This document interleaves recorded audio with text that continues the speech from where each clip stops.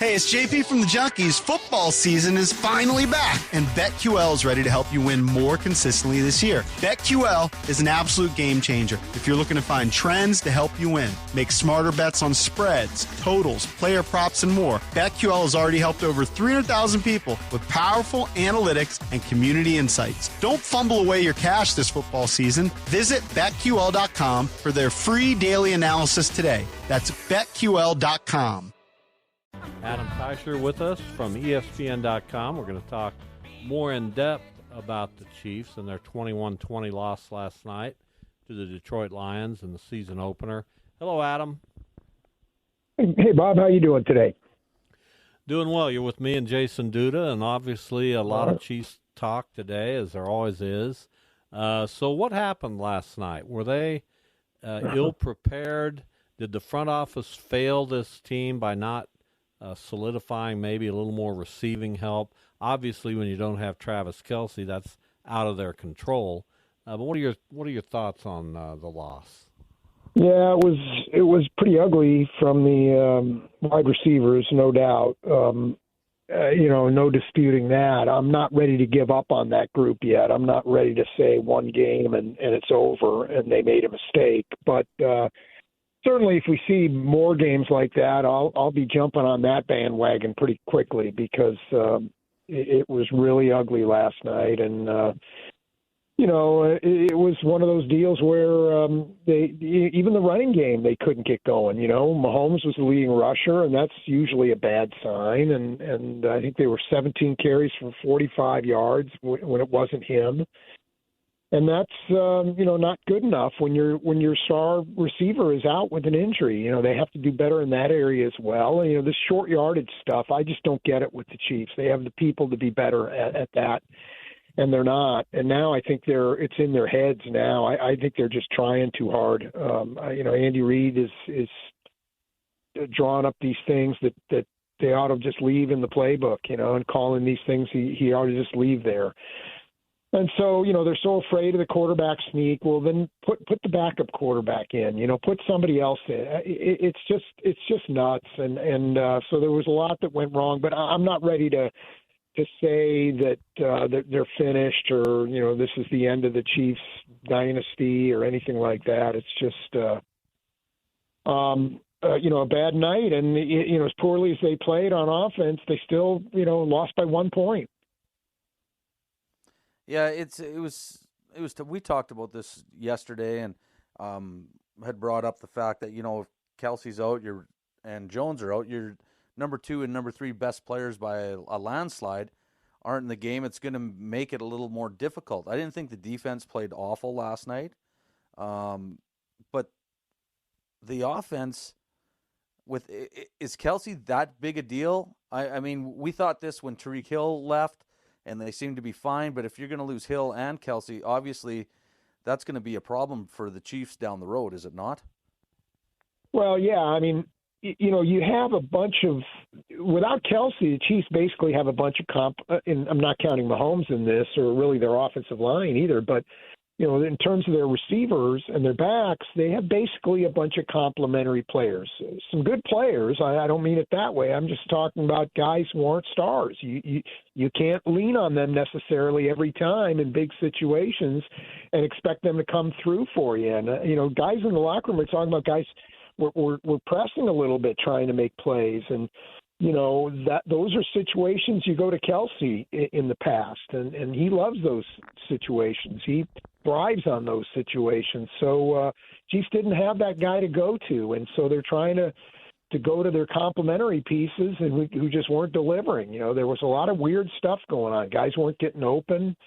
There was a lot of plays where there was multiple receivers in the same area, so you'd think that somebody ran the wrong route. And then the drop pass was on top of it. It was just ugly from really, particularly that second half. But, I'm not ready to call the Chiefs dead yet. I think it's way too early. Remember last year they had a similar type of game where they lost to the Colts. I think it was in week 3, and a lot of people were throwing dirt on them then, and they ended up winning the Super Bowl. So, I think there's a lot for them to look forward to, but have to play better than they did last night. And I'm in complete agreement. We're talking with Adam Teicher. Anybody who would say the Chiefs are taking their step back now and the dynasty is over, that's foolish after one game. But I do want to play devil's advocate. Travis Kelce is an Iron Man. He has missed last night's game. He'll be 34 in a month. Not to say that he's going to lose anything, but that's a fact. Sky Moore, who people thought would kind of take a big step this year, did not contribute in any way to that game last night. The running game, I love Isaiah Pacheco, but he had 23 yards on the ground, averaged 2.9 yards per carry. How much of this needs to be fixed? How much of it will be fixed if Kelce just comes back and is Travis Kelce? Yeah, well, you're right about Kelce. I mean, that's always the concern. He's a few weeks away from being 34 years old, and he's defying nature right now, and I don't know how much longer it can be. Certainly the Chiefs need to be preparing for the day where he's not around anymore or not what they know him to be. And right now, that's a scary thought because they just don't have, those kinds of players. They don't. For a while they had two of them. They had Tyreek Hill and Travis Kelce. Now they got one, and someday they're going to have none if they don't work on this. So, they do need to start planning for that day. They can't do anything about it now in terms of this season. So they're going to have to make the best of it with the guys they've got. And again, I just don't think they're as bad as they played last night. I mean, there was a lot of stuff that was uncharacteristic in terms of the apparently routes being run wrong because guys were in the same place on too many occasions, and guys were dropping passes, and guys weren't getting open as well. So it was just a bad night all around for that group, no doubt. What and I don't know if you have any more information, but maybe some insight on what's going on with Jones. He says he'll sit out till week 8. Is that something that the Chiefs are going to have to deal with, or have there been any talks in getting him back on the field? Well, the talks is great, but you got to make progress, and it doesn't seem like they've been. Both top sides have been entrenched in their positions, and at this point, it's just flat out dumb for the Chiefs to just give Chris Jones what he wants. I mean, if you're going to do that, you needed to do that 2 months ago. You can't panic because that's what it would be at this point. You can't panic and make that move now. I mean, you have to stick to your guns. And, Chris Jones is probably more convicted in this than most people thought he was. I mean, the Chiefs were kind of surprised that he didn't show up for camp, and so maybe if their Chiefs are guilty of anything, it's miscalculating with him. You saw last year when they saw how expensive Tyreek Hill was going to be, re-signing him, they pivoted pretty quickly and traded him. And you would think that if the Chiefs saw this coming, they would have done the same thing with Chris Jones, but they didn't. And so now they're stuck. And I'll say this about the situation, though. I think, if Chris Jones shows up in week 8, if that's the way this is resolved and plays on the contract that he has 1 year left on his contract. If he does that, is that the worst thing in the world for the Chiefs? They get a great player coming in with a fresh body, no bumps and bruises and nicks from 8 weeks of games, and he's ready for you, ready to play and help you out the last 8 or 9 games or whatever, plus the playoffs if the Chiefs can get there. So I don't think that's the worst thing in the world. I really don't. The problem with that scenario is, yeah, I would think so. The problem with that scenario is the Chiefs have to keep their heads above water until he comes in. And, I think there's a realistic chance they can, but at least on offense, going to have to play better than they did last night for that to happen.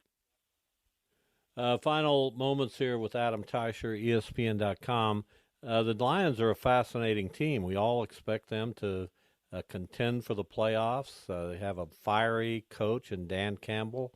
I thought they played pretty well. They were balanced offensively. Their defense was opportunistic. We shouldn't sell them short on what they did last night, right? No, that's a pretty good team. I don't, know. I think the Chiefs will play better teams as the season goes on. Maybe even next Sunday in Jacksonville.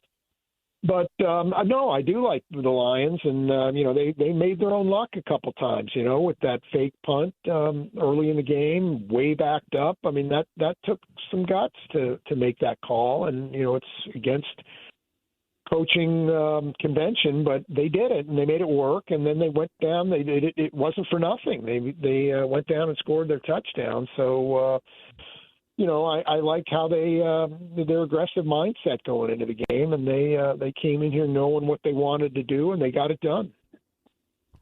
3 of the next 4 on the road for Kansas City, including next Sunday, this coming Sunday at Jacksonville.